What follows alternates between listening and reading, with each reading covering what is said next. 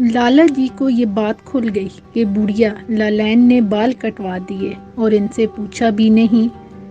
پچھلے مہینے ان کی بہو میکے گئی تھی تو اپنی ساس کو ساتھ لے گئی تھی۔ دلی کی ٹرین میں گود کے بچے کو سنبھالنے میں آسانی رہے گی۔ لالا جی سے خود مایا دیوی نے پوچھا تھا۔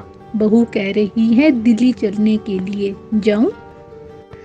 ہاں ہاں ضرور جاؤ، ٹرین کے دھکم دھکے میں بیچاری بہو کیسے سنبھالے گی بچے کو۔ ان کی بہو لالی کے پتا ریٹائرڈ کرنل ہیں۔ لالی کے 2 بھائی بھی ملٹری میں بڑے عہدوں پر ہیں۔ کرنل صاحب کا پارٹیوں میں آنا جانا آج بھی اسی طرح جاری ہے۔ ظاہر ہے ان کی پتنی انہی کے اسٹائل میں رہتی ہیں، ماڈرن ہیں، اسٹائلش ہیں۔ انہوں نے بال کٹوا رکھے ہیں، اس بار مایا دیوی کے بھی کٹوا دیے۔ 2 ہفتے بعد بمبئی واپس لوٹی تو لالا جی دیکھ کر دنگ رہ گئے۔ یہ بالوں کا کیا کیا تم نے؟ سمدن نے کٹوا دیے، اپنی طرح بنوا دیے۔ یہ کہہ کر مایا ہنسی ضرور، لیکن ایک سایہ جو گزرا اس کے پتی کی آنکھ سے، وہ اس سے ڈر گئی۔ اپنے شوہر کی نظر وہ پہچانتی تھی۔ 48 برس کا رضوان تھا۔ کسیانی سی بولی، پھر رکھ لوں گی، بڑھ جائیں گے۔ لالا جی چپ چاپ اندر چلے گئے اور بیٹھک میں جا کر بیٹھ گئے۔ رات کھانے کی میز پر بھی ان کا موڈ بجھا بجھا ہی رہا۔ کمار نے پوچھا۔ لالی نے بھی بس سر ہلا دیا، کچھ نہیں۔ مایا دیوی نے جب پوچھا، طبیعت تو ٹھیک ہے نا؟ تو جواب کچھ اور ہی دیا۔ تمہارے بال تو بہت اچھے تھے، خوبصورت تھے، کٹوا کیوں دیے؟ کوئی جواب نہ ملا تو بولے، اور تم نے مجھ سے پوچھا بھی نہیں۔ کمار ہنستا ہوا کمرے میں داخل ہوا۔ بابو جی کو ابھی تک ماں کے بالوں کی فکر لگی ہے۔ 70-72 کے ہو گئے، لیکن مزاج سے عشق نہیں گیا ابھی۔ لالی بڑی کو کنگھی کر رہی تھی، ہنس کے پوچھا، بابو جی کی کیا لو میرج ہوئی تھی؟ نہیں، ماں کی شادی تو میرے سامنے ہوئی، ان کے ماں باپ نے کروائی تھی۔ مطلب؟ دونوں نے گھر سے بھاگ کر کورٹ میں شادی کر لی تھی۔ 4-5 سال بعد میں پیدا ہوا۔ میری پیدائش کے بعد دونوں کے ماں باپ نے معاف کر دیا اور صلح ہو گئی۔ ماں مجھ کو لے کر والدین کو ملنے گئی تو انہوں نے بابو جی کو گھر سے نکال دیا، یہ کہہ کے کہ بچوں جاؤ اب بارات لے کر آؤ، تب لڑکی دیں گے۔ تب دوبارہ شادی ہوئی ان کی۔ مجھے یاد تو نہیں، لیکن پتہ ہے تصویر بھی ہے۔ لالا ہیمراج کو کھانے کے بعد سیر کی پرانی عادت تھی۔ کچھ دیر ٹہلنے کے لیے باہر چلے جاتے تھے۔ نکر سے ایک پان بنواتے اپنی طرح کا۔ عمر کے ساتھ سپاری ضرور کم ہو گئی تھی، لیکن اس روز وہ پنواڑی کی دکان سے پہلے ہی لوٹ آئے۔ اتنی سی بات پتہ نہیں کیوں بھنوروں کی طرح ان کی سوچ میں اٹک گئی تھی۔ سانجھ ہی تو ہے، اسے حق کہہ لو، ادھیکار کہہ لو، یا کوئی مناسب لفظ ملا نہیں۔ ایسے لگ رہا تھا ان کی کوئی بڑی قیمتی چیز چوری ہو گئی ہے۔ جب کمار پیدا ہوا تھا تو پہلے پہل ان کے ادھیکار پر سینہ لگی تھی۔ مذاقن بیوی سے کہا، ٹھیک ہے بھائی، ہم خود ہی کپڑے نکال لیں گے، تم دیکھو اپنے بیٹے کو۔ آتے ہی ہمارا بستر الگ کروا دیا۔ اس چٹنکی بھر کے لونڈے نے، چٹنکی بھر مت کہو، 8 پاؤنڈ کا بیٹا دیا ہے آپ کو۔ لیکن یہ تو بتا دو کہ پہنوں کیا؟ ڈیوڈ صاحب کے ہاں جانا ہے۔ ٹائی تو ہرگز مت لگانا، بڑی اوت لگتی ہے آپ کے گلے میں، سکارف لگا کے چلے جاؤ۔ پھر پنکی پیدا ہوئی تو کچھ اور کٹاؤ ہوا ان کے ادھیکاروں کا۔ کھانا نکرانی کے ہاتھ کا ملنے لگا، لیکن دال کا بگار مایا خود لگاتی تھی۔ کوئی اور لگائے تو انہیں فوراً پتہ چل جاتا تھا۔ مایا دیوی کو بڑا فخر تھا اس بات پر۔ ایک بار دال میں سے لمبا سا بال نکل آیا۔ لالا جی نے نکرانی کو نکال دیا۔ مایا سے بولے، تمہارا بال ہوتا تو میں بٹوے میں رکھ لیتا، لیکن میں اس نوکرانی کے بال برداشت نہیں کر سکتا۔ اسے کہو کام کرنا ہے تو سر منڈوا کے آئے۔ آئے ہائے سہاگن بیچاری، وہ کیوں سر منڈوائے؟ کوئی ودوا ہے تو پھر کوئی نوکر رکھ لو۔ تب سے نوکر ہی رہا گھر میں۔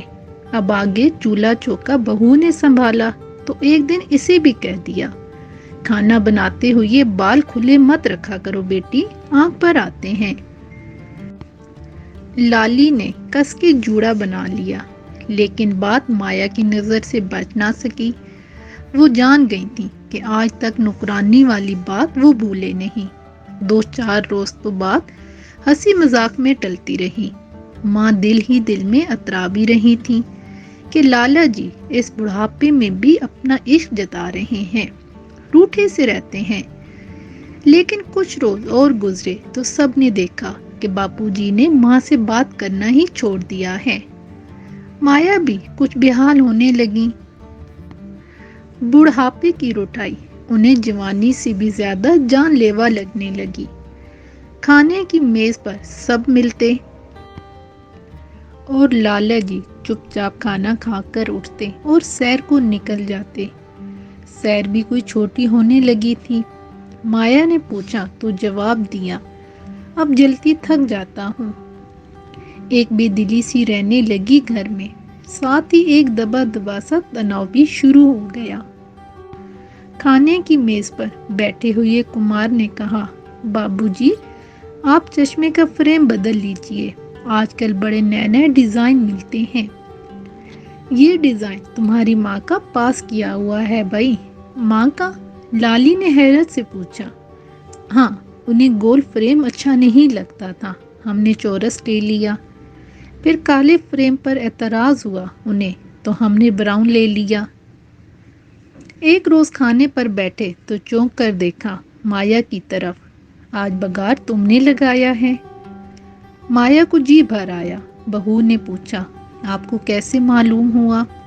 ارے بیٹی، تمہاری ساس کے بگاڑ میں ہمیں ان کے ہاتھوں کی خوشبو آ جاتی ہے۔ لیکن ان کی خاموشی برقرار رہی۔ جب دبی دبی سنوائی کبھی اثر نہ ہوا تو لالی نے ایک دن صاف صاف معافی مانگ لی، مجھ سے غلطی ہو گئی بابو، میں اپنی ممی کو منع نہیں کر سکی، اور ممی بھی تو مان ہی گئی۔ وہ دونوں کو ممی کہتی تھی، اپنی ماں کو بھی ساس کو بھی۔